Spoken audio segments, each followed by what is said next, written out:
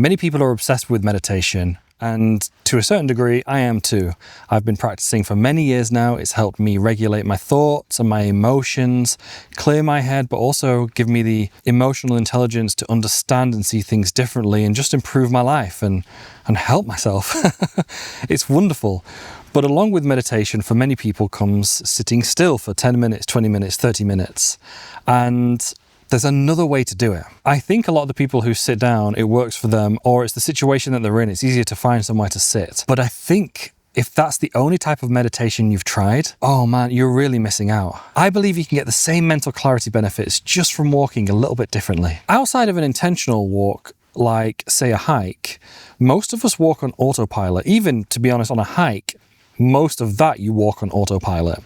Yes, you're involved in the conversation with the people and you're involved in looking at the scenery and such, but the basic walking that you're doing, like you're not really thinking about that. We're so used to it. It's how we get from point A to point B in our busy lives. And even a lot of the time when you're just doing your daily walking around, like living your life, whilst you're walking, you're usually on your phone or talking to someone or thinking about the to-do list or the other things that you've got to do. Like you're not really thinking about the walking, and that makes sense because imagine you had to really focus on the walking every time you walked. It would be a nightmare. But mindful walking isn't some ancient practice that requires perfect conditions. I mean, I'm from Manchester in the UK, like it's always raining. There is never perfect conditions there.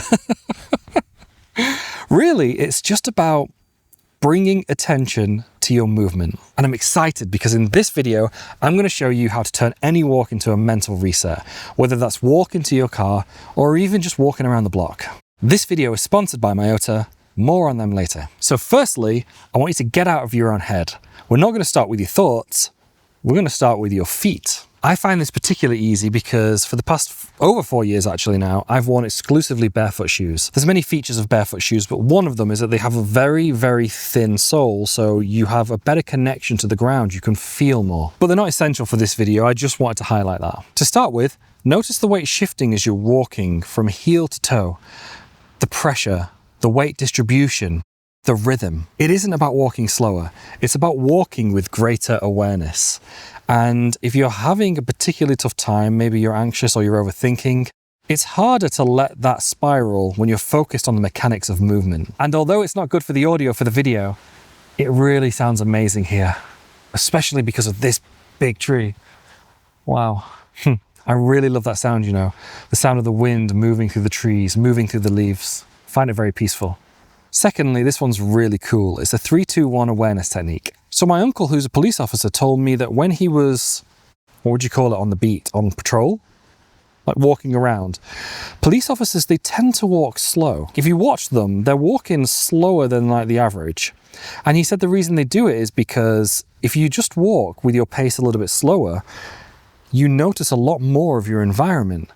And later on in my adult life, when I was thinking about this, I thought this is a perfect thing you could attribute to like a mindfulness technique for walking. So as you limit your walking pace, notice 3 things that you can see around you. It could be a crack in the pavement, or maybe some graffiti on a sign, or if you're out and about, maybe it's a bug or an insect or something like that. Then identify 2 sounds around you. It could be traffic or someone talking or your own footsteps or birds, or the wind blowing through the trees. And then try to feel one physical sensation. It could be your clothes, or your breathing, or the wind on your skin, or maybe the rocks on the ground if you're on a rocky path. This technique, despite being very simple, it helps keep you anchored in the present moment instead of being lost in your thoughts. And speaking of being present and aware of your body's signals, this is the perfect time to talk about this video sponsor, Myota. Perfect. Myota creates science-backed prebiotic fiber blends that support your gut health, and here's why that matters for mental clarity. 80% of your serotonin is actually made in your gut, so when your digestive system is balanced, your mood and focus improve too.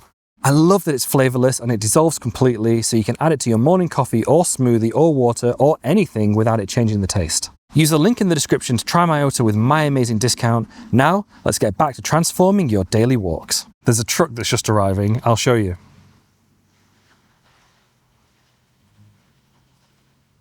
Even out here, filming can be quite difficult.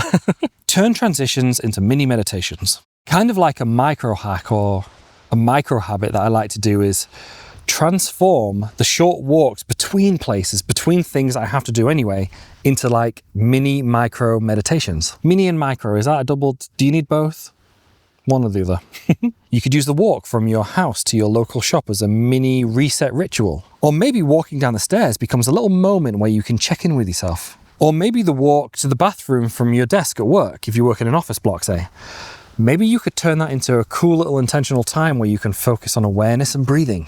Many times in my old job, if it wasn't something where we needed to present or something where we needed a computer or a whiteboard, I used to take walking meetings.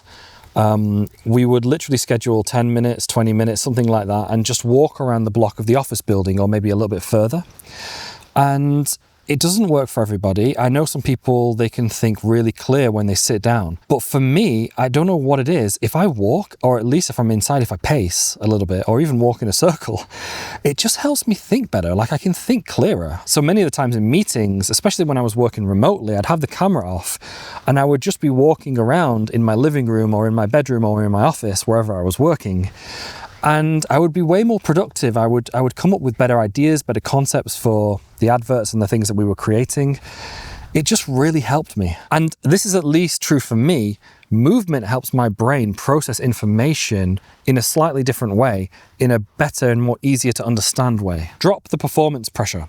And probably when many people think of walking or mindful walking, they think of an ideal situation, a beautiful hiking path, or fantastic sunny weather. You don't need these perfect scenarios and perfect situations to practice. Car parks, hallways, city streets, doesn't really matter. Whatever you've got available to you, that's just fine. Some days you'll remember to be mindful for just 10 seconds, like if you're going from your house to your car. Other days it could be 10 minutes if you're going to a specific shop, or maybe you're walking the dog. Maybe you walk the dog for longer than 10 minutes. The point I'm trying to make is that any time is good. Whatever you can do counts. The practice is about returning to the awareness, returning to the present moment. It's not about maintaining the practice perfectly. And I just wanted to quickly touch upon why this could work better than traditional sitting meditation for busy people. If you're walking, your body's already doing something, it's already moving, and you're just going along with the flow, okay? So sometimes it can be easier, especially if you've got somewhere to go, to practice mindful walking than forcing yourself to sit still. Another thing is you can practice anywhere without looking weird. And I mean, like, say you're out and about and you're not going to sit down on the curb, or maybe you'll sit down on a park bench. But then if you're closing your eyes, people might look at you. And if you have social anxiety or you're a bit worried about that, it's going to get to you. It's going to be on your mind. And you can do meditation with your eyes open. But again, that might look a bit strange if you're like this, like in a public place. Like, you know? So if you do worry about that, your perception and how people are perceiving you, then this could really help.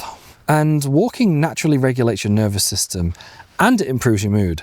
And adding mindfulness on top of this, it just amplifies those benefits. It's a form of multitasking that actually makes both activities better instead of worse. So I hope you can practice mindful walking this week, whether it's a walk to your car, or on a hike, or walking your dog, or to the shop, or to the office, or to the bus, or maybe even just to your kitchen. If you'd like more tips and techniques for realistic and grounded personal growth, then please consider subscribing. For now though, YouTube thinks you might like this video next. So I'll see you over there, have a great day or night wherever you are, and ciao for now.